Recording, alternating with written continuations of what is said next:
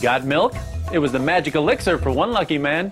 His story was almost lost until a crusty old bottle was discovered buried in a backyard. The strange little jug said, "A bottle of milk is a bottle of health."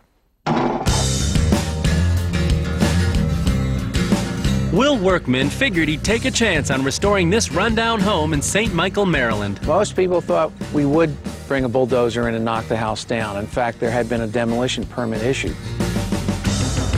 Saving it turned out to be a brilliant decision when he learned about the amazing man who once owned it. But that was a mystery he had to figure out. The journey began with an old bottle. It was found in the ground, basically with part of it sticking out of the ground when we were cleaning up the site. It is a milk bottle. It happens to say a bottle of milk is a bottle of health. What seemed like garbage turned out to be a pretty big clue. And not far from the bottle, Will stumbled upon a strange-looking rake. It's handmade. This is forged and then jammed into an galvanized iron pipe. Whoever built it must have been pretty clever.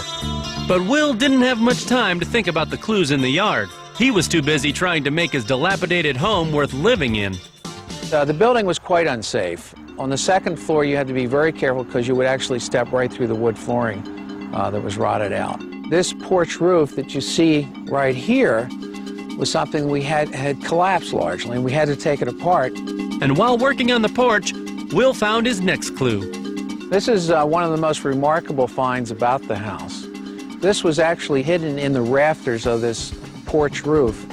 It was only when we carefully removed it that we discovered this very remarkable sign.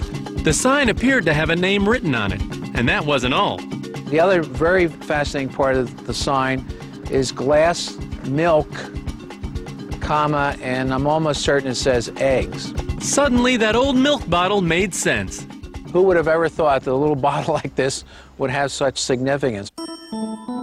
But who left these things behind? Will got his answer when he dug up old records and learned that a man named George McClellan Brooks bought the house in 1900. Will was about to discover George Brooks was no ordinary milkman. James Thomas, who was George's neighbor for 20 years, filled in the story. Enjoying himself and relaxing in his shorts. High button shoes, has everything on but his straw hat. Quite remarkably, he had the courage to cut his pants off below the knee, and so it'd stay cooler in the hot weather when he was working. So that was very unusual. It was considered quite controversial at the time. George also loved gardening, so he must have built that rake himself.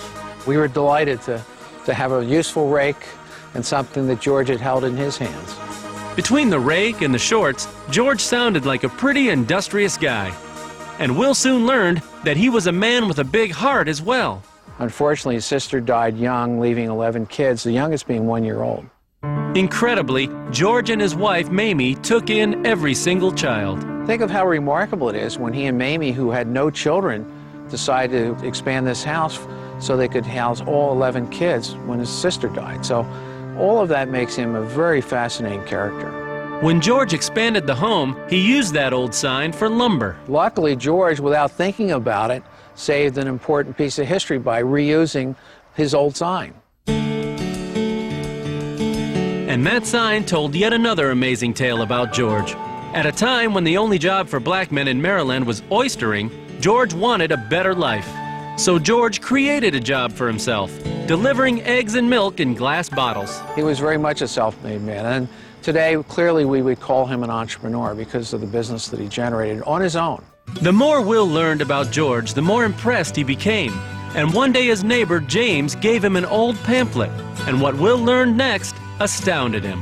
It was published and copyrighted in 1936 by George M. Brooks.